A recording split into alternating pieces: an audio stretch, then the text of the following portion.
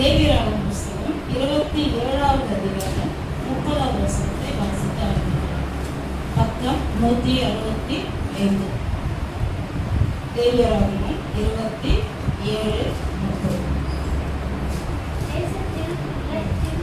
எட்டிலும்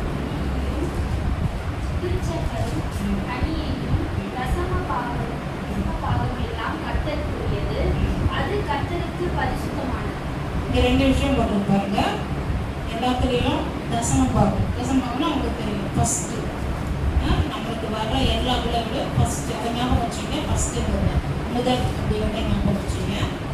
எல்லாம் கர்த்தருக்கு உரியது. அடுத்தது என்ன போட்டிருக்கு? கர்த்தருக்கு பரிசுத்தமானது. ரெண்டு விஷயம். ஒன்று கர்த்தருக்கு உரியது, இன்னொன்று கர்த்தருக்கு பரிசுத்தமானது. இன்னொரு வசனத்தை கூட நம்ம வாசிக்கலாம். நீதிமொழிகள் புஸ்தகம் 3:9. பக்கம்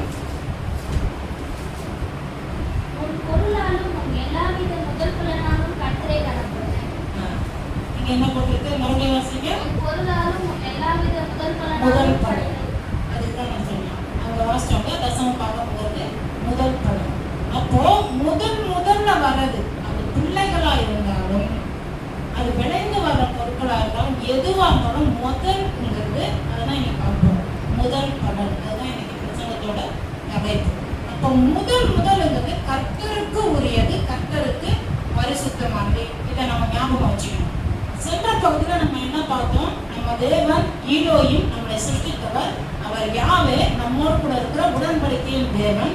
அது மட்டும் இல்ல, அவருக்கு இன்னொரு பேர் அவருக்கு இம்மானுவேல். அவர்தான் யெஷுவா மசியா. இப்போ நம்ம இயேசுன்னு சொல்றோம். அப்போ அவருடைய நாமம் எலோகிம், அவருடைய நாமம் யாவே, அவருடைய குமாரனுடைய நாமம் இயேசுங்கிறதெல்லாம் நம்ம பார்த்தோம். இவ்வளோ பெரிய தேவனை நம்ம ஆண்டவரா கொண்டு இருக்கும் பொழுது ஏன் என் வாழ்க்கையில பிரச்சனைகள் வருகிறது? மகா பெரிய தேவன், சர்வ வல்லமையுள்ள எல்ஷடாய் யாவே உடன்படிக்கை பண்ணிட்டாரு, மீற மாட்டாரு, ஆசீர்வதிப்பனா ஆசீர்வதிப்பாரு. ஏன் எனக்கு பிரச்சனைகள் வந்து கொண்டே இருக்கு? நான் ஏன் உலகத்துல இருக்கிறவங்களோட பயங்கர கஷ்டத்தை அனுபவிக்கிறேன்? உலகத்துல நிறைய கஷ்டங்கள் அனுபவிக்கிறாங்க இல்லையா? அப்ப நம்ம இதை நம்ம இன்னைக்கு புரிந்து கொள்ள போறோம். இந்த வெளிச்சம் நம்மளுக்கு வந்துடுச்சுன்னா கிறிஸ்தவ வாழ்க்கை நம்மளுக்கு கஷ்டமா இருக்காது. இந்த வெளிச்சம் நம்மளுக்கு வரணும் பாருங்க, ரொம்ப முக்கியம். இங்க நம்ம வாசிச்சோம் இல்லையா, நீதிமொழிகள் 3:9. அந்த முதல் பலன், அந்த முதல் பலன் உங்களுக்கு ஃபர்ஸ்ட் அப்படிங்கிற அந்த அர்த்தத்தை புரிந்து கொள்ளணும். ஏன்னா அந்த ஃபர்ஸ்ட்ங்கிற விஷயத்துல ஒரு காரியம் இருக்கு. நீங்க ஆதியாகம புத்தகத்துல வாசி பார்த்தீங்கன்னா ஆண்டவர் என்ன சொல்றாரு? ஆதாமையும் ஏவாளையும் படைச்சிட்டு அவங்களுக்கு மறைக்கப்படுற பிள்ளைக்கு ஒரு காரியத்தை பிசாசுக்கு வச்சுக்கிட்டே ஒரு விஷயத்த பேசுறாரு. என்ன பேசுறாரு? அவள் வித்துக்கும் ஓம் வித்துக்கும் நான் பக்கையை உண்டாக்குவேன். அதனாலதான் அன்னையில இருந்து ஃபர்ஸ்ட் வர்றது எதுவோ அது மேல அவனுக்கு ஒரு பகை இருந்துகிட்டே இருக்கும். இன்னைக்கும் பாருங்களேன், சாதாரண உலகத்திலே பாருங்க, ஐயோ அவன் அந்த கையெழுத்து, அவன் எங்க வீட்டுல தலைப்புள்ள, இவன் எங்க வீட்டுல தலைச்சமுள்ள, இந்த பிள்ளைக்கு வந்து இருக்கிற கஷ்டமெல்லாம் இதுக்குதான். அவங்க மேல என்னெல்லாம் பாரம் இருக்கும் பாருங்க. குடும்பத்தை சுமக்கிற பாரம். அவங்கதான் ரொம்ப நல்லது செய்வாங்க. பேராசலாம் அவங்களுக்கு இருக்காது. மற்றவங்க தங்கச்சி தம்பிங்களுக்கு விட்டு கொடுத்துருவாங்க. இதெல்லாம் பாவம் பார்த்து ரொம்ப இறங்குவாங்க, ரொம்ப கோபமும் வரும் அவங்களுக்கு. அதே போல ரொம்ப சரியா நிறைய விஷயத்துல பர்ஃபெக்டா இருப்பாங்க. ரொம்ப தாராள பிரபுவா அந்த பெண்ணா இருந்தா ரொம்ப தாராளம் உள்ள மனசுக்கார அம்மாவா இருப்பாங்க. அதே போல குடும்பம் பாரம் அவங்க தலையில தான் சொல்லப்படும். இதுதான் உலகத்துல சொல்லுவாங்க, அவன் கையெழுத்து அவன் இந்த வீட்டுக்கு மூத்தவனா பிறந்துட்டான் அப்படின்னா சொல்லுவாங்க பாருங்க. ஏன் அதுன்னா பைபிளே ஆரம்பத்துல எல்லாம் இருக்கு. விசாசம் அந்த முதல்ங்கிறத அவர் எதிர்க்க ஆரம்பிக்குது. ஏன்னா அவர் சொல்றாரு, இது வரைக்கும் குழந்தை பிறக்கல, இவர் முதல் பையனா ஆதாம உருவாக்கிட்டாரு. இனிமே வரப்போற சந்ததி அந்த சீடு அந்த அந்த வித்துவை என்ன பண்ணணும்? நம்ம அடிக்கணும்னு இது முயற்சி பண்ணிட்டே இருக்கு. அதனாலதான் ஆபேல் ஃபர்ஸ்ட் சாகுறாங்க. ஃபர்ஸ்ட் பிள்ளை ஆபேலே சாகுறான். அப்ப இதெல்லாம் நம்ம புரிஞ்சுக்கொள்ளணும் பாருங்க. அப்போ இவங்க மேலாம் இந்த கஷ்டங்கள் இருக்கு. நீங்க பைபிள் முழுக்க வாசி பாருங்க. தாவீது மேல ஒரு அபிஷேகம் இருந்தது. அவன் முதல் பிள்ளையா, 8வது பிள்ளையாச்சு நீங்க நினைப்பீங்க. ஆவிக்குரிய அபிஷேகத்தின் முதல் பிள்ளை. இன்னைக்கு நம்ம வீட்டுல ஞாபகம் வச்சு விடுங்க, நம்ம வீட்டுல நம்ம தான் முதல்ல கர்த்தரை தெரிஞ்சுக்கிட்டோம்னா நம்ம தான் நம்ம வீட்டுல தலைப்பிள்ள, ஆவிக்குரிய தலைப்பிள்ள. அதை நம்ம புரிஞ்சுக்கணும். பவுல் பாருங்க, அவர் தான் அவங்க வீட்டுல முதல் பாருங்க. அதனாலதான் அவருக்கு பயங்கர கஷ்டம் வருது. யாக்கோபு அவன் வீட்டுல சிரேஷ்ட புத்திரன். ஆனா ரூபன் தான் அந்த குடும்பத்துல யாக்கோபுக்கு பிறந்த யாக்கோபுக்கு யோசேப்பு ராகேல் வழியா பிறந்ததுனால ராகேலுக்கு அவன் ஃபர்ஸ்ட் பிள்ளை. அப்ப அவன் மேல பாருங்க நிறைய கஷ்டங்கள் வந்துகிட்டே இருக்கு, ஆனாலும் தேவன் அவனை உயர்த்திடுறாரு. அதே போல பாருங்க, நீங்க வேதம் முழுக்க நிறைய காரியங்கள் எடுத்து வாசிச்சீங்கன்னா இப்படியே தான் திரும்ப திரும்ப வந்துகிட்டே இருக்கும். மிரியாம் பத்தி வாசிச்சு பார்த்தீங்கன்னா, மிரியாம் தான் ஆரோனுக்கும் மோசேவுக்கும் அக்கா, ஃபர்ஸ்ட் பார்ன் அவங்க தான். அவங்க மேல பாருங்க ஒரு அனாயிண்டிங் இருக்கு. அவங்க தான் இவ்வளவு பெரிய பாஸ்டர் எழுப்புறதுக்கு அவங்க தான் காரணமா இருக்காங்க. அப்ப அந்த பிள்ளைனால வீட்டுக்கே குடும்பத்துக்கே ஆசீர்வாதமும் இருக்கு, அந்த பிள்ளை பண்ற பாடுகள் அதிகமாகவும் இருக்கு. அது சரியா அவங்க பயன்படுத்தலன்னா, பிசாசுக்கு இடம் கொடுத்துட்டானா அவங்க வாழ்க்கையே மாறிடும். ஏசா பாருங்க ஃபர்ஸ்ட் பார். ஆனா ஆண்டவர் ஏசாவையும் நான் வெறுத்தேன், யாக்கோபை சிநேகித்தேன் அப்படிங்கிறார். அப்ப இதெல்லாம் நம்ம புரிஞ்சுக்கணும். அப்போ முதல் பிள்ளை வீட்டுல பிறக்கிறது தலைச்சம்புலன்னு சொல்லுவாங்க பாருங்க. நீங்க யாத்திரை புஸ்தகத்துல வாசிப்பீங்கன்னா தலையீச்சுலாம் சங்காரத்துடன் வந்து அழிக்கிறாங்க பாருங்க. அப்போ நாயிலிருந்து, பிராணிலிருந்து, கோழியிலிருந்து, மனுஷனிலிருந்து எல்லாமே அந்த தலையீச்சுகள் அழியுது. தலையீச்சுகள் மேல அப்படி ஒரு காரியம் இருக்கு அப்படின்னு நம்ம புரிஞ்சுக்கணும். அப்போ முதல் பலனுங்கிறது கர்த்தருக்கு உரியது, கர்த்தருக்கு பரிசுத்தமானதுங்கிறத நம்ம லேவியராகமம் புஸ்தகம் நீதிமொழிகளை வாசிச்சோம் இல்லையா? அப்ப அந்த முதல் பலனா நம்ம இருந்தா நம்ம கர்த்தருக்கு உரியவங்கிற எண்ணம் எப்பவுமே இருக்கணும். நாம கர்த்தருக்கு பரிசுத்தமானவர்கள்ங்கிற எண்ணம் நம்மளுக்கு எப்பவுமே இருக்கணும். ஆவிக்குரிய ரீதியில ஒருவேளை நீங்க தான் உங்க வீட்டுல முதல்ல ரட்சிக்கப்பட்டீங்கன்னா நீங்க தான் அந்த வீட்டுல ஆவிக்குரிய தலைப்புள்ள. அப்ப உங்களுக்கு தான் எல்லா கஷ்டமும் வரும். நீங்க யோசிப்பீங்க, எனக்கே இவ்வளவு பாடு, எனக்கே இவ்வளவு கஷ்டம், நானே இந்த காரியங்களை பாக்குறேன்னா விசாசம் உங்க மேல கண்ண கஷ்டம். உங்களை வந்து நீங்க போற பகுதியில நீங்க இருக்கிற இடத்துல உங்களை கஷ்டப்படுத்திக்கிட்டே இருப்பான். நீங்க அதை பார்த்துட்டு சோர்ந்து போயிடக்கூடாது. உங்க மேல ஒரு விசேஷித்த முதல் பலன் அபிஷேகம் இருக்குது. அது உங்களை காப்பாத்திக்கிட்டே இருக்கும், உங்களை நடத்திக்கிட்டே இருக்கும், உங்களை ஆசீர்வதிச்சுட்டே இருக்கும். அதனால தலைப்பில்லை அவ்வளவுதான் நினைக்க கூடாது. நாம நம்ம வீட்டுல முதல்ல ரட்சிக்கப்பட்டா அந்த முதல் பலனா நம்ம இருக்கிறோம், கர்த்தருக்கு உரியவர்களா இருக்கிறோம், கர்த்தருக்கு பரிசுத்தமா இருக்கிறதுனால அந்த வழியில நம்ம நடக்க ஆரம்பிக்கணும் அப்படின்றத நம்ம புரிந்து கொள்ள வேண்டும். சரி, ஒரு வசனத்தை கூட நம்ம வாசிக்கிறோம். 1 கொரிந்தியர் புஸ்தகம் 15வது அதிகாரம் 20வது வசனம். 1 கொரிந்தியர் 15:20.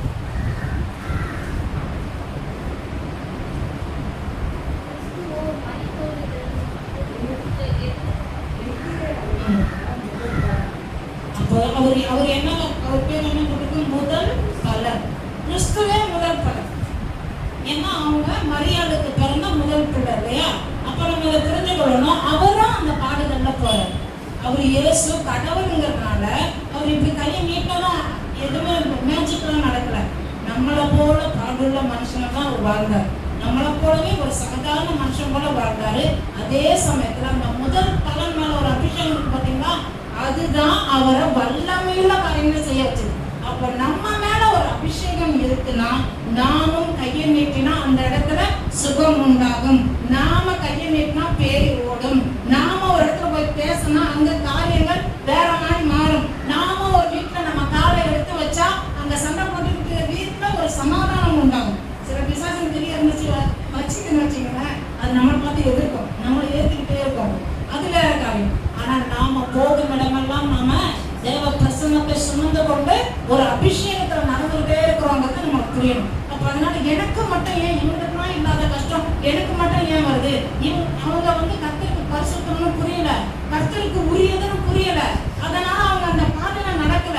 அந்த பாதையில நடக்க ஆரம்பிச்சிட்டாங்கன்னா அந்த அபிஷேகம் கிரியை செய்து கொண்டே இருக்கும். அந்த அபிஷேகம் கிரியை செய்ய செய்ய நீங்க முன்னாடி வாழ்ந்த வாழ்க்கையை விட இப்ப வாழ்ற வாழ்க்கை ரொம்ப வித்தியாசமா பிரமாதமா இருக்கும். காரியங்கள்லாம் வேற மாதிரி வழங்கும். கர்த்தர் நம்மளுக்கு சொல்லி தரதுதான் புரியும். ஒரு சாதாரண டீச்சர், எலிமெண்டரி ஸ்கூல் டீச்சர் கூட இதை எடுத்து போதிச்சிடலாம். இந்த பாப்பா கூட இதை எடுத்து பழமையா போதிச்சிடலாம் பாருங்க. ஆனா வெளிப்பாடு சில ரகசியங்கள் ஆளுங்களுக்கு பாருங்க வராது. அது எப்ப வரும்னா கர்த்தருக்கு பரிசுத்தம் நாம, கர்த்தருக்கு உரியவங்க நாம அப்படின்னு அந்த அபிஷேகத்தை நோக்கி நடக்கும் பொழுது இந்த காரியங்கள் சீக்கிரட்லாம் ஆண்டவர் என்ன பண்ணுவாரு, நம்மளுக்கு கற்றுத்தர ஒரு வல்லவரும் நல்லவருமா இருக்காரு. அப்ப நமக்கு ஏன் பிரச்சனைகள் வருது? இவ்வளோ பெரிய தேவனை நம்ம வணங்கினாலும் நாம ஏன் சில காரியங்களை தடைகளை போயிட்டுருக்கோம்னா நாம தான் நம்ம இப்போ தலைப்பிள்ளையா இருக்கோம். ஆவிக்குரிய ரீதியில் சில பேர் வந்து தலைப்பிள்ளையாம இருப்பாங்க, ஆவிக்குரிய ரீதியிலும் அவங்க தலைச்சனங்களாகவும் இருப்பாங்க. அந்த வீட்டில் அவங்க தான் முதல்ல கடவுளை தெரிஞ்சுக்கிட்டே இருப்பாங்க. அப்போ பிசாசு என்ன யோசிப்பான், இந்த தலைப்பிள்ளை மேல ஒரு வித்து விசேஷமான அபிஷேகம் டபுள் மடங்கு இருக்கு இல்லையா? சிரேஷ்ட புத்திர பாகம் யூத வழியில இருக்கவங்களுக்கு எல்லாம் தெரியும். இந்த டபுள் மடங்கு ஆசீர்வாதம் இந்த பிள்ளைங்கள இருந்துச்சுன்னா இது இதை நோக்கியே போயிட்டு இருக்கிறோம். இவ்வளவு நாளா பிசாசு கிட்ட இருக்கிற காரியங்கள் எல்லாம் விட்டு இது விலகி போகுது. இது போகுது நம்ம இது பல பேரை யோசிக்கிட்ட எடுத்துட்டு போகுது.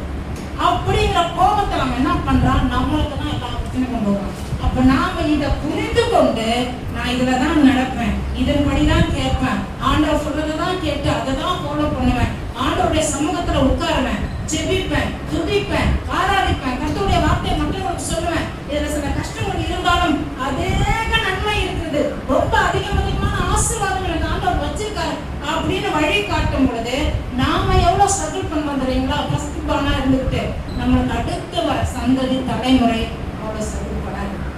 வேதத்தின்படி சொல்லிட்டு இருக்கு. நீங்க பாத்தீங்கன்னா தெரியும், அந்த குடும்பம் ரொம்ப கஷ்டப்பட்டு இருப்பாங்க. அவங்க கரெக்டா சரியா நடக்க நடக்க நடக்க அவங்களுக்கு அடுத்து வர தலைமுறை, ஏன்னா இவங்க எல்லா சமயம் பார்த்துறாங்க, பார்க்க இவங்க ஈஸியா அவங்களுக்கு சொல்லி கொடுக்குறாங்க. அதனால ஆண்டவர் சொல்றாரு, நிலைக்கால்களை எழுதி போடு, உட்காரும் போது, எழுந்திருக்கும் போது, படுக்கும் பொழுது நீ பிள்ளைகளுக்கு போதித்து கொண்டே இரு, சொல்லி கொடுத்துக்கிட்டே இருக்கு. சில காரியம் சொல்லவே தேவை, புதிய ஏற்பாடு சொல்லியிருக்கு. உன்னைய பார்த்தே அவங்க நடக்க ஆரம்பிச்சிருவாங்க. இந்த பிள்ளை என்ன பண்ணும்? எங்க அப்பா இந்த டைம் தான் கரெக்டா தெரிவிப்பாங்க, இந்த டைம் அவங்க வீட்டுக்கு இங்க இல்லைன்னா அவங்க ஒரு ப்ரேயர் மீட்டிங்ல இருப்பாங்க, அது கரெக்டா கால்குலேட் பண்ணிடும், இந்த விஷயம் கண்டுபிடிச்சிடும். அப்போ என்னன்னா அவங்க பார்த்தே கத்துக்கிறாங்க, சொல்லித்தர வேண்டிய அவசியமே அங்க இல்லாம போயிட்டு இருப்பாங்க. அப்போ நாம கர்த்தருக்கு உரியவங்க, கர்த்தருக்கு பரிசுத்தமும் புரிஞ்சிச்சுன்னா நம்ம அதே பாதையில நடக்க ஆரம்பிப்போம். அதைத்தான் நம்மளுக்கு வேதமும் சொல்லித்தரு. வாசிக்கலாம். யாக்கோபு புஸ்தகம் 1 அதிகாரம் 18வது வசனம். யாக்கோபு 1:18, பக்கம் 312 புதிய ஏற்பாட்டுல.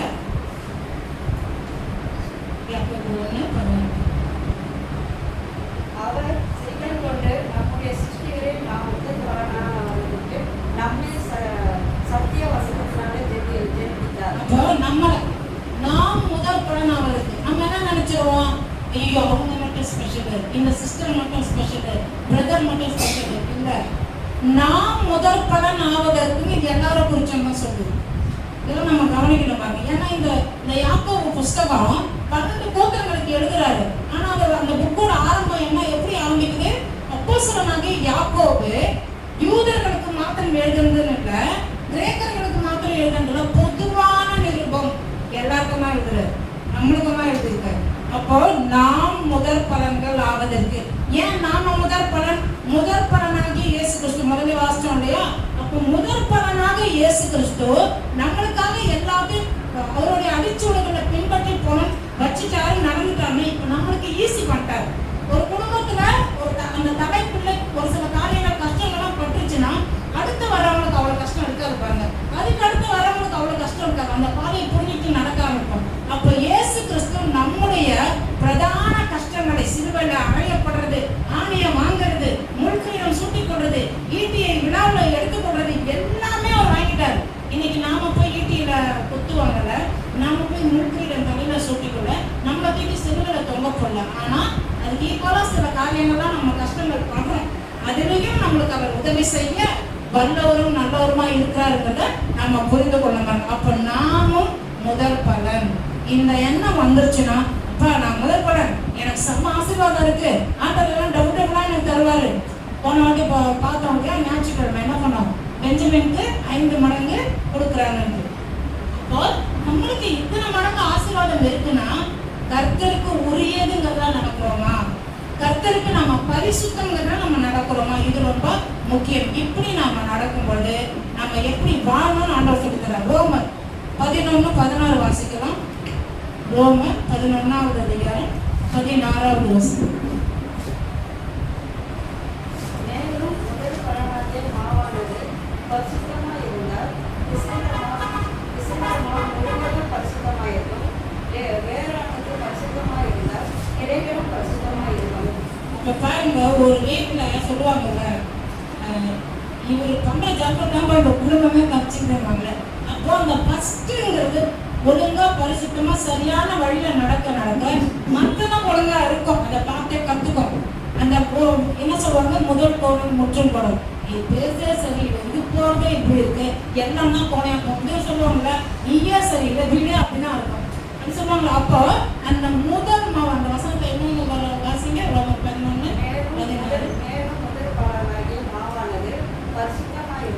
அந்த மாவு பரிசுத்தமா இருந்தால் பிசைந்த மாவு முழுவதும் பரிசுத்தமா இருக்கும். அப்ப நாம கர்த்தருக்குள்ள முதல் பலனா இருந்தோம்னா, நாம ஒழுங்கா வாழறது போது, நம்ம ஒழுங்கா ஜெபிக்கும் போது, நம்ம ஆவிக்குரிய ஜீவியம் சரியா போயிட்டு போது வீடு பாதுகாக்கப்படுது, சபை பாதுகாக்கப்படுது, ஊழியம் பாதுகாக்கப்படுது, இந்த ஊரே பாதுகாக்கப்படுது, தேசமே பாதுகாக்கப்படுது.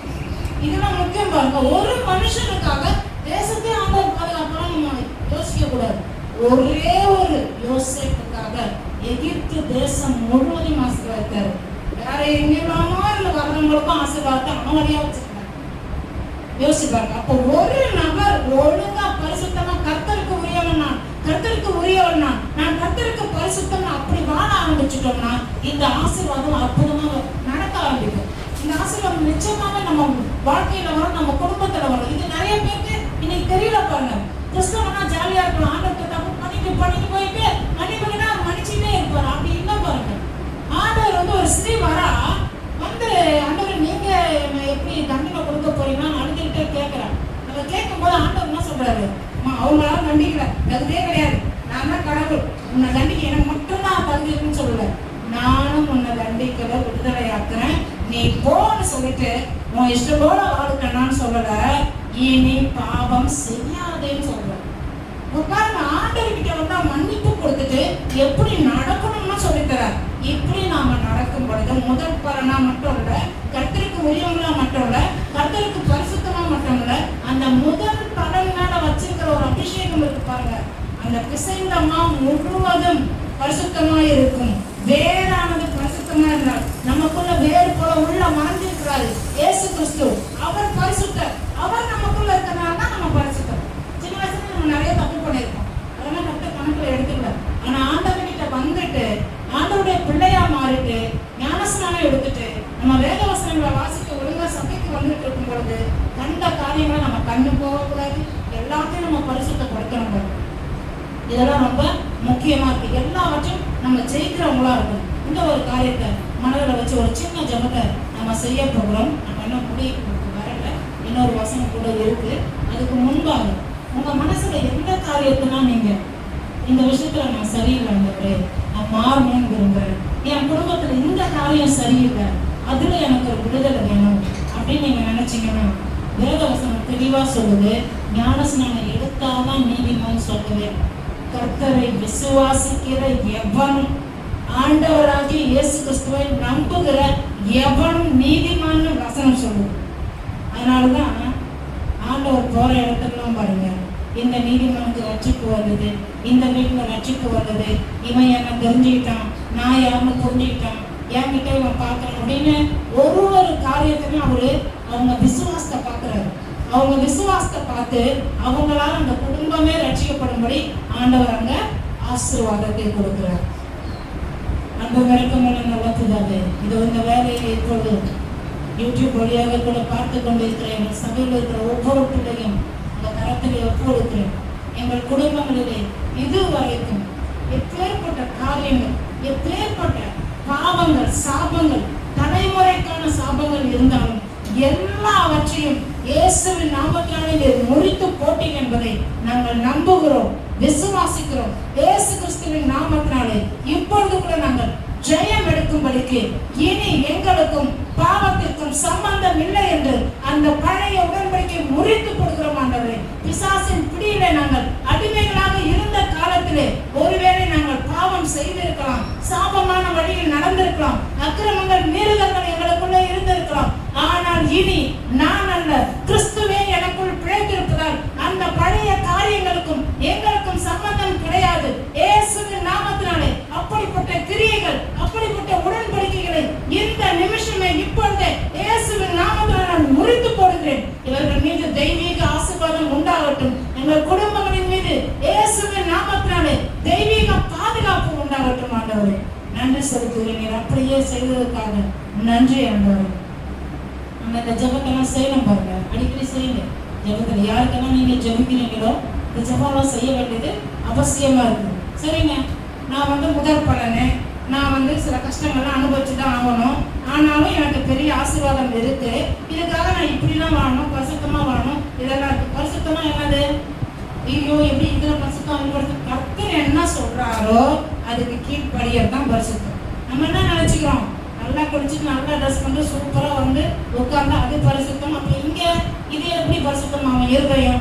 அப்போ தேவனுடைய வசனத்தை வாசிக்கும் பொழுது கேட்கிறோம், காதுல போகுது, உள்ள போகுது, அதை விசுவாசிக்கிறோம், அதை உள்ள வச்சு தியானிக்கிறோம். வசனம் நம்மள பரிசுத்தமாக்குதுன்னு சங்கீதம் 119:9 சொல்லப்பட்டிருக்கு. வாலிபன் தன் வழியை எதனால் சுத்தம் பண்ணுவான்? உமது வசனத்தின்படி தன்னை காத்துக் கொள்ளுகிறான். அப்போ நாம கர்த்தருடைய வார்த்தையை எடுத்து இருதயத்தை வச்சு தியானிக்க ஆண்டவரே இந்த வசனம் இப்படி சொல்லியிருக்கு, எங்களுக்கு இப்படி ஜெபிக்கணும்னு சொல்லி கொடுத்துருக்காங்க, நீங்க பாத்தீங்கக்கா எங்க குடும்பத்தில் இப்படி ஒரு குழப்பம் இருக்கு, இப்படி ஒரு சமாதான குறைவு இருக்கு, இந்த காரியங்கள்லாம் உங்க கருத்துல ஒப்புடுக்கிறேன், நீங்க ஜெபிக்கும் பொழுதே பரிசுத்தமா இருக்கும். ஏன்னா வசனம் தெளிவா சொல்லிருக்கு புதிய ஏற்பாட்டுல, தேவ வசனத்தினாலும் ஜெபத்தினாலும் ஒரு காரியம் பரிசுத்தமாகும். அது நாமளா இருந்தாலும், நம்ம சாப்பிட்ற சாப்பாடா இருந்தாலும், நம்ம சூழ்நிலைக்காக எதுவா இருந்தாலும் அது பரிசுத்தமாயிடுது. அதனாலதான் பாருங்க, நம்ம மேல இந்த அபிஷேகம் இருக்கிறதுனால சில நேரங்கள்ல நம்மளுக்கு ஆபத்துகள் வந்துகிட்டே இருக்கும். அது வந்து நம்ம நாம தப்பு வச்சுக்கிட்டே இருப்போம். நான் சொல்லியிருக்கேன்ல நிறைய வாட்டி, பஸ்ல போகும்போது உயிர் போக இருந்தது, அது போல நிறைய ஹாஸ்டல்ல இருக்கும்போது ஒரு பிள்ளை வந்து டோரை லாக் பண்ணிட்டா, நான் லாக் பண்ண அப்படி தாரணேன், விழுந்தா 3 மாடியில இருந்து கீழே வந்து மண்டை தெரிச்சோம். ஆனா ஆண்டவர் காப்பாத்திட்டா, வேற வழி இல்லை, நான் அப்படிதான் போய் அவங்க பாருங்க. இது போல 1-2 இல்லை, நிறைய இடத்துல ஆண்டவர் காப்பாத்திட்டே இருந்தோம். ஒரு 2-3 தரம் வந்து 2-3 மாசமா படுக்க அப்படிப்பட்ட வியாதிகள்லாம் வந்தது உடம்புல. அதுல ஒன்றும் தேவன் காப்பாற்றுறாரு. ஏன்னா நம்ம இந்த முதல் பலனா இருக்கிறதுனால நம்ம மேல பிசாசு குறி வச்சுக்கிட்டே இருப்போம், நம்ம திசையை திருப்பிக்கிட்டே இருப்போம். நம்மளுடைய நோக்கத்துல சரியா போகாம நம்ம வீணா போயிட்டா நம்ம குடும்பமே வீணா போயிடும், குடும்பம் வீணா போயிட்டா சபை வீணா போயிடும், சபை வீணா போயிட்டா ஊரே வீணா போயிடும். அப்போ பிசாசோட கிரியையில எல்லாமே மாட்டிலும் நாம எதிர்பார்க்கிறோம். நாம என்ன பண்ணணும்? இதெல்லாம் புரிந்து கொண்டு என் வீட்டுக்கு காவலாளி நான் தான், முதல் பலன் நான் தான். எனக்கு இது சரியா வசனம் வச்சு ஜெபிக்க தெரியலனாலும் இயேசு நாமத்தினால என் குடும்பத்துல ஆண்டவர் ஆளுகை செய்யறாரு. நான் கர்த்தருக்கு உரிய பிள்ளை, நான் அவருக்கு பரிசுத்தப்படுறேன், நான் நினைப்பேன், அவர் வார்த்தைக்கு கீழ்ப்படிவேன், அவர் சொல்றதை நான் செஞ்சுட்டு போவேன். அப்படிங்கும் போது நம்ம பரிசுத்தமாயிடும். சில பேருக்கு பாத்தீங்கன்னா எல்லாரும் நல்லா நிம்மதியா தூங்குவாங்க, சில பேருக்கு மட்டும் கனவு தாராளமா ஏராளமா வரும், பயன்படுத்தும் பிசாசு வந்து கனவுல. இதெல்லாம் குறிச்சு கூட நான் ஆராய்ச்சி பண்ணி வச்சிருக்கேன், தியானிச்சுட்டு இருக்கிறேன். பின் நாட்கள் நம்ம அதெல்லாம் பார்க்கலாம். அதே போல நம்ம சூழ்நிலைகள் பாருங்க நம்மளை ரொம்ப கஷ்டப்படுத்திட்டே இருக்கும். நம்ம வேலைக்கு போவோம், நமக்கு தெரிஞ்ச பிள்ளைங்க அங்க வந்து நம்மளையே ஜெபிக்க சொல்லுவாங்க, இருக்கிறது ஒரு ஜாப் தான், நம்ம உட்காந்து சின்சியரா அவங்களுக்கு ஜெபிப்போம், கர்த்தர் அந்த வேலையை அவங்களுக்கு கொடுத்துருவாரு. நம்மளுக்கு கொஞ்சம் கஷ்டமா இருக்கும். ஆண்டவர் சொல்லுவாரு, நீ தானே அவங்களுக்கு ஜெபிச்சு, நீ ஜெபிக்கிற ஜெபத்தை நான் ஆசீர்வதிப்பேன்னு சொல்லியிருக்காரு. அப்போ நான் இப்படி வெறுமையா போறேன் நம்ம யோசிப்போம். ஆனா அதை விட பெஸ்ட் வேலையை வச்சிருப்பாரு, அதை விட நல்ல உயர்ந்தர காரியத்தை வச்சிருப்பாரு, அதை விட டபுள் மடங்கு சம்பளத்தையும் கொடுப்போம். நான் இதெல்லாம் பார்த்துருக்கேன், நான் அனுபவ ரீதியாகவும் பேசிக்கிட்டு இருக்கிறேன். என் அனுபவம் பேச நான் சொல்லல, வசனத்தின்படி சொல்லிட்டு இருக்கிறேன். ஆண்டவர் நம்ம மேல ஒரு அபிஷேகம் வச்சிருந்தாருன்னா சில துன்பங்கள் கஷ்டங்கள் வந்தாலும் அதை மறக்கிற அளவுக்கு அதிகமான ஆசீர்வாதம் நம்ம மேல இருக்கு அப்படிங்கிறத நம்ம புரிஞ்சுக்கணும். கடைசியா ஒரு வசனத்தை வாசித்து நம்ம நிறைவு செய்யலாம். போகலாம். யாத்ராகமம் புஸ்தகம் 14வது அதிகாரம் 14வது வசனம். யாத்ராகமம் 14:14.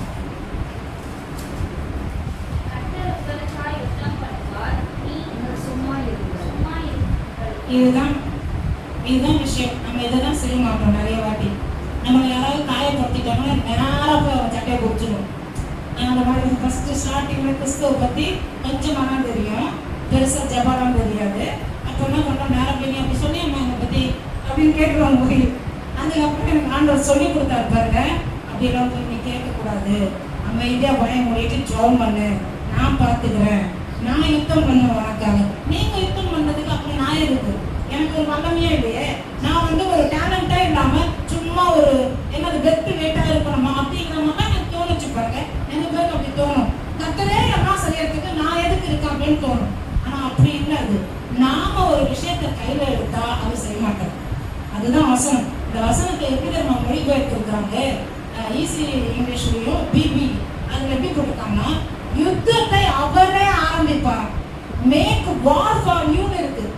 கர்த்தரா யுத்தத்தை ஆரம்பிச்சிருவாங்க. உங்களை ஒருத்தர் காயப்படுத்துறாங்க, உங்களை ஒருத்தர் அவமானப்படுத்துறாங்க, உங்களை ஒருத்தர் நிந்திக்கிறாங்க, உங்களை குறிச்சு வேற வேற காரியங்கள் அவதூறா பேசிக்கிட்டே இருக்காங்கன்னா அவர் பாப்பாரா நீங்க அமைதியா இருக்கிறத பார்த்துட்டு, நீங்க கண்ணீர் விடுறத பார்த்துட்டு, நீங்க உங்க ஜபத்துல போயிட்டு ஆண்டவர்கிட்ட மட்டும் சொல்லி இப்படியெல்லாம் என் மேல அபாண்டமா சொல்றாங்க ஆண்டவர், நீங்க போய் அவர்கிட்ட சொல்றீங்க பாத்தீங்களா, இவரே ஸ்டார்ட் பண்ணுவார் ஆண்டவர். அப்படின்னா அந்த மொழிபெயர்ப்பு சொல்லுது. இன்னொரு இடத்துல ஐஎஸ்எல் டிரான்ஸ்லேஷன் சொல்லுது, he will fight for you while you keep silence. அதாவது நீ அமைதியா இருக்கும் பொழுதுதான் அவர் சண்டை போடுவார். எப்படி மொழிபெயர்த்து இருக்காங்க பாருங்க. அப்போ நாம அமைதியா இல்லாதப்போ அவர் நம்மளுக்காக உட்கார்ந்து வாங்க மாட்டாங்க. அவர் சொல்லி தர்றாரு இல்லையா, வாக்குவாதம் பண்றது எங்க வழக்கத்திலே இல்லை, நீங்க பண்றவங்களாம் பண்ணிக்கீங்க. அப்போ கிறிஸ்தவ அமைதியா போனா நிறைய பேர் என்ன நினைச்சிருக்காங்க, இவன் ஒன்றும் இல்லை, இவன் முட்டாள், இவன் பேத, இவன் வாயில்லா போச்சு, இவன் ஒரு வெத்து வெட்டி இவன் மழை என்னமோ சொல்லுவாங்க இல்ல, பேடி என்ன மட்டுமே யூஸ் பண்ணியிருக்காங்களா, எல்லாம் ரொம்ப கேட்டிருக்கோம் பாருங்க. உங்களுக்கு சொல்லலையே இல்லையா, சுடுசொல்லையே இல்லையா, இதெல்லாம் உங்களுக்கு உரைக்கவே இல்லைன்னா கேட்டிருக்காங்க. ஆனா நம்ம அமைதியா போனா மட்டும்தான் கர்த்தர் நமக்காக யுத்தம் பண்ணுவார். இன்னொரு டிரான்ஸ்லேஷன் சொல்லுது, கிங் ஜேம்ஸ் வெர்ஷன்ல, the Lord shall fight for you and he shall hold your peace. அப்படின்னு என்ன அர்த்தம் தெரியுங்களா, நீ உன்னுடைய சமாதானத்தை காத்து கொண்டால்தான் அவர் உனக்காக யுத்தம் பண்ணுவார். நீ சமாதானமே இல்லாம கடகடன் போய் எப்படி என்ன கேட்டான் ஒரு ராஸ்டர், நான் போய் 4 மறுப்பு கேட்கணும். நம்ம சமாதானமே இல்லாம என்ன கேட்கிறோமா, சமாதானத்தின் தேவன் நமக்கு சமாதானம் தரமாட்டோம். அதுதான் வேதத்தின்படி ரகசியங்கள். அதனால இது பழைய ஏற்பாடுங்க, அவ்வளோ நான் பேசிட்டு இருக்க கூடாது. பழைய ஏற்பாடுனா புதிய ஏற்பாட்டுலயும் இருக்கு. பழைய ஏற்பாட்டுல சொல்லி கொடுத்ததெல்லாம் இயேசு கிறிஸ்து நிறைவேற்றணும். நம்மளாச்சும் ஒரு சில நேரத்துல ஏதாவது ஒரு மாதிரி ஆக்ஷன்லாம் காமிச்சிருவோம் மூஞ்சில. இயேசு அதை கூட பண்ணணும். தாம் வையப்படும் பொழுது, அடிக்கப்படும் பொழுது அப்படியே தலை குனிஞ்சிட்டே இருந்தார். வாசிச்சு பாருங்க, ஏசாயா புஸ்தகத்துல அவரை பத்தி போட்டிருக்கு. அப்ப நாம அப்படியே நம்மளை யாராவது அவதூறா பேசினா, நம்மளுக்கு ஒரு சூழ்நிலை, ஒரு கஷ்டம், ஒரு பண கஷ்டம், ஒரு வேதனை, யாராவது நம்ம தேவையில்லாத திட்டினாலும், எந்த ஒரு பிரச்சனை நம்ம சந்திச்சாலும் நம்ம அமைதியா போயிட்டா நம்மளுக்காக யுத்தம் பண்ற ஒரு தேவன் இருக்கிறார். ஏன்னா நம்ம மேல வச்ச அபிஷேகத்தை பூர்த்தி பண்ணும்படி, அந்த ஆசீர்வாதங்கள் நம்ம மேல நிறைவா வரும்படிக்கு அவர் வச்ச அபிஷேகத்தை நம்ம குறைச்சி போட்டக்கூடாது. அதனாலதான் முக்கியம் பாருங்க, முதல் பலனுங்கிறது ரொம்ப ரொம்ப முக்கியம். இது ஆவிக்குரிய ஒரு வாழ்வு, இது ஆவிக்குரிய யுத்தம். நம்ம கண்ணுக்கு தெரியாது, நமக்காக அநேக தேவ தூதர்கள் நம்மளை பாதுகாக்கிறது எப்படியோ, அநேக ஆவிகள், கெட்ட ஆவிகள், அதுங்க நம்மளோட காரியங்களை அவதூறா பரப்போம். நம்ம மனுஷங்க மேல கோவப்படக்கூடாது, அது சில காரியங்களை எழுதி விட்டுறோம், இதெல்லாம் பார்த்துட்டு இருக்கோம். அப்ப இன்னைக்கு உங்க காரியங்களை உங்களுக்கு என்ன விளங்கணும், அவ்வளவு பெரிய தேவன் ஈலோயின் யெகோவா ஆண்டவராகிய இயேசு கிறிஸ்து இம்மானுவேல் என் கூட இருக்காருன்னா நான் யாரு, முதல் பலன். அப்போ தேவன் என்ன குறிச்சு ஒரு பெரிய திட்டம் வச்சிருக்கிறதுனால எத்தனை கஷ்டம் வந்தாலும் நான் அதை சகித்துக் கொள்ளுவேன். எனக்காக கர்த்தர் யுத்தம் பண்ணுவார். நான் முதல் பலனா இருக்கிறபடினால நான் பலன் கொடுப்பேன். பிசைந்த மாவு முழுவதும் பரிசுத்தமாகணும், நான் இருக்கிற இடம் முழுவதும் ஆசீர்வதிக்கப்படணும்னா நான் முதல் மாவு பரிசுத்தமா இருக்கணும். இந்த வேறு பரிசுத்தமா இருந்தாதான் முழுவதும் பரிசுத்தமாய் மாறுங்கிறத நம்ம புரிந்து கொள்ள வேண்டும். நாம் எழுந்து ஜபத்திலே ஒப்புக்கொள்கிறோம். யாருக்கெல்லாம் இந்த சத்தியத்தை இன்னைக்கு தெரிஞ்சுக்க முடியுங்களோ விட்டுறாதீங்க. யூடியூப்ல பார்க்குறவங்க சொல்லிட்டு இருக்கிறேன், ஏன் எனக்கு மட்டும் இவ்வளோ கஷ்டம், என் குடும்பத்தில் மட்டும், என் ஆஃபீஸில் மட்டும், என் ஸ்கூலில் மட்டும், நான் இருக்கிற இடத்துல மட்டும், நான் வசிக்கிற இடத்துல மட்டும், என் வேலை ஸ்தலத்தில் மட்டும், என்னை மட்டும்தான் டார்கெட் பண்ணுறாங்க. அத்தனை பேர் எனக்கு முன்னாடி வந்தால் கூட அவங்கள ஒன்றுமே சொல்ல மாட்டாங்க, என்னை மட்டும் ரொம்ப கஷ்டப்படுத்துறாங்க. திடீர்னு என்ன பார்த்தாலே அவங்களுக்கு ஒரு விரோதம். ஏன்னு தெரியும், நான் கருப்பாக இருக்கேன் அதனாலயா, நான் குள்ளமாக இருக்கேன் அதனாலயா, நான் சரியா படிக்கல அதனால இல்லைங்க. உங்க மேல மிகப்பெரிய ஆசீர்வாதத்தை, மகா பெரிய திட்டத்தை ஈலோயின் கர்த்தராகிய ஆண்டவர் யாவே உடன்படிக்கையின் தேவன் உங்க மேல வச்சிருக்கிற ஆசீர்வாதம் பெரியது, திட்டம் பெரியது. அதனாலதான் அது நிறைவேறக்கூடாதுன்னு நிறைய சூழ்நிலைகள் உங்களுக்கு எதிராக வருது, நிறைய மனிதர்கள் உங்களுக்கு எதிராக வராங்க, நிறைய பிரச்சனைகள் உங்களுக்கு எதிராக வருது. இதெல்லாம் பார்த்துட்டு நீங்க தவறு போயிடவே கூடாது. இதெல்லாம் புரிந்து கொண்டு பயபக்தியோடு உட்கார்ந்து ஜெபித்து பாருங்க. எண்ணி ஒரே வாரத்துல கொஞ்சம் கொஞ்சமா ரிசல்ட்டை பார்க்க ஆரம்பிக்கும், நிச்சயமா பார்க்க ஆரம்பிக்கும். கர்த்தருக்கு உங்களை ஒப்பு கொடுத்துருங்க. ஆண்டவரே, நான் உம்முடைய வழியில நடப்பேன். நான் கர்த்தருக்கு உரியவள், நான் கர்த்தருக்கு உரியவன், நான் கர்த்தருக்கு பரிசுத்தம், நான் உங்களுடைய முதல் பலன் ஆண்டவரே அப்படிங்கிறத நம்ம புரிந்து கொள்ளணும். வரணும். அந்த முதல் பலனுக்கு ஆபத்து இருக்கிறது எப்படி உண்மையோ, அந்த முதல் பலன் ஆபத்து வந்து காப்பாத்துறதுக்குனே இருக்கிறார் கர்த்தர். அது எப்படி? சேனைகளின் கர்த்தர் நம்மளை சுற்றிலும் நாம போகும்போது வரும்போது தேவ தூதர்களை கொண்டு காப்பாற்றுறாரு. சங்கீதம் 91 சொல்லியிருக்கு, நம்ம கால் பாதம் கூட லேசா சறுக்காத, லேசா கல்லு கட்டு லேசா கூட சறுக்கூடாது அப்படின்னா வசனம் இருக்கு பாருங்க.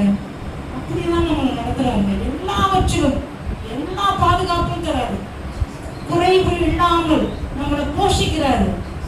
நம்ம கஷ்டப்பட்டா அவருக்கு தாங்கவே முடியாது. ஏன்னா அவர் நம்ம அருகிலிருந்து நம்மளை பார்த்து கொண்டே இருக்கிறாரு. இயேசு சின்ன குழந்தையா பிறந்தப்போ எப்படி அந்த முதல் பலன் மேல ஒரு தெய்வீக பாதுகாப்பு இருந்தது. தூதன் பேசிக்கிட்டே இருக்கிறாரு, தூதன் வராங்க, மரியாதை யோசிப்பு குழந்தைய கொண்டுட்டு பத்திரமா போய் இந்த இடத்துல பதிங்க அப்படின்னு சொல்றாங்க. போக்கு வரவு எல்லா இடத்திலும் அவர் கடைசி நேரத்துல போய் கெத்செமனே தோட்டத்துல அழும்போது கூட அங்கேயும் தூதன் வராங்க. அங்க வந்து நீ கவலைப்படாத, நீங்க செஞ்சு முடிக்க முடியும், உன்னுடைய பலன் ரொம்ப பெருசுன்னு ஆறுதல் படுத்துறாங்க. நம்மளை ஆறுதல் படுத்துவாங்க. கர்த்தருடைய பரிசுத்த தூதர்கள் நம்மளை ஆறுதல் படுத்துவாங்க. அதனால நம்ம தனியா இல்லை. நம்மளுக்கு மட்டும் இந்த கஷ்டம் வருதுன்னு யோசிச்சாதீங்க. நம்ம மேல ஒரு மிகப்பெரிய திட்டம் இருக்கு. நான் கர்த்தருக்கு முதல் பலனானவர்கள் அப்படிங்கிறத நம்மளுக்கு வரணும். அன்பு வரைக்கும் நல்ல பிதாவே, இயேசுவின் நாமத்தினால இடத்துல வருகிறோம். அந்த வேலையில எங்களை தாழ்த்துகிறோம், ஒப்பு கொடுக்கிறோம். தெய்வீக தயவுக்காக நன்றி செலுத்துகிறோம். எப்பேற்பட்ட நல்ல கர்த்தரை, அன்பின் ஆண்டவரை நாங்கள் தொழுது கொள்ளும்படிக்கு இதோ எங்களை முதல் மாவு போல வைத்திருக்கிறீர்கள், முதல் பலனாக வைத்திருக்கிறீர்கள். ஆண்டவரே, வேறானது பரிசுத்தமா இருந்தால் கிளைகள் எல்லாம் பரிசுத்தமா இருக்கும் என்று சொன்னீர்கள். நாங்கள் கர்த்தருக்கு உரியவர்கள், நாங்கள் கர்த்தருக்கு பரிசுத்தமாக நியமிக்கப்பட்டவர்கள். எங்களை நீங்க செட் அபார்ட் பண்ணியிருக்கிறீங்க, எங்களை நீங்க பிரித்து எடுத்திருக்கிறீங்க. அதற்காக நாங்கள் நன்றி செலுத்துகிறோம். யூடியூப் வழியாகவும் சபையின் ஆண்டவரை இதை கேட்கிற ஒவ்வொரு பிள்ளைகள், பார்க்கிற பிள்ளைகள், எங்கள் வாழ்க்கையில வருகிற கஷ்டங்களுக்கு இதுதான் காரணமா? இந்த காரணத்துக்காக கர்த்தரை நான் ஸ்தோத்திரிப்பேன். இன்னும் கர்த்தருக்குள்ளே நான் மேன்மை பாராட்டுவேன். ஆண்டவராக இயேசு கிறிஸ்துவின் நாமத்திற்காக நான் துன்பங்களை சகித்துக் கொண்டு ஆண்டவர் எனக்காக வைத்த அந்த திட்டத்தில் நான் தொடர்ந்து ஓடுவேன். என் விசுவாசத்தில் நான் ஜெயிப்பேன். தேவன் எனக்கு நன்மையானவர்களை வைத்திருக்கிறார். என் விசுவாச ஓட்டத்திலே கர்த்தர் ஒவ்வொரு நாளும் என் கூட வருகிறார். எனக்காக தேவதூதர்களை கொண்டு தெய்வீக பாதுகாப்பை தந்து எல்லாவற்றும் நான் சிறந்திருக்க உயர்ந்திருக்க கர்த்தர் என்னோடு கூட இருக்கிறார் என்கிற அந்த நம்பிக்கை இந்த பிள்ளைகளுக்குள்ளே மேலோங்கி இருக்கட்டும். ஆண்டவர் எல்லா சூழ்நிலையிலும், வியாதியின் மத்தியிலும், பலவீனத்தின் மத்தியிலும் கர்த்தர் கூடவே இருக்கிறார் என்கிற நம்பிக்கை உண்டாகட்டும். தெய்வீக பாதுகாப்பு உண்டாகட்டும். பொருளாதாரத்தில் இருக்கிற எல்லா குறைகளும் இயேசுவின் நாமத்தினால் நீங்கி போகட்டும். இவர்கள் மீது இருக்கிற இந்த அபிஷேகத்தை புரிந்து கொண்ட பிசாசானவன் இந்த குடும்பங்களின் மீது வைத்திருக்கிற வேதனைகளை இயேசுவின் நாமத்தினாலே நான் இப்பொழுதே நிராகரிக்கிறேன். I cancel everything in the name of Jesus. ஆண்டவரே, இந்த பிள்ளைகள் மீது இருக்கிற நுகங்கள் இயேசுவின் நாமத்தினாலே இப்பொழுது முறிக்கப்பட்டு போவதாக. தேவ கிருபை அவர்களை ஆண்டு கொள்ளட்டும். இந்த குடும்பங்கள் மீது ஒரு தெய்வீக சமாதானம் உண்டாகட்டும். போக்கிலும் வரத்திலும் கர்த்தருடைய தூதர்கள் இவர்களை பாதுகாத்து நடத்தட்டும். ஒருவருக்கு துதி, கனம், மகிமை யாவற்றையும் எடுக்கிறேன் இயேசுவின் நாமத்தில்